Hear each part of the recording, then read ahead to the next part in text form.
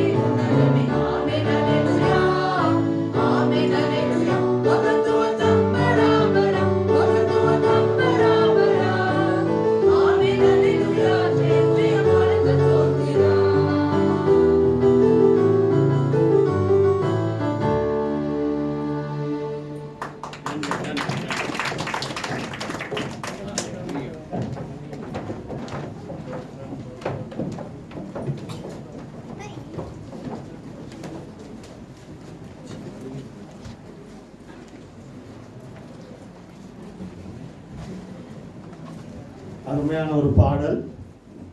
அந்த Saint Thomas ஸ்கொயருக்கு நாங்கள் நன்றி செலுத்துகிறோம். அடுத்ததாக மிகவும் ஒரு பேச்சு புயல் என்று சொல்லக்கூடிய இந்தியாவிலிருந்து வந்த ப்ரொஃபஸர் முனைவர் எஸ்தர் ஜெகதீஸ்வரி அவர்கள் ஒரு அருமையான ஒரு தலைப்பை பற்றி பேசுவார்.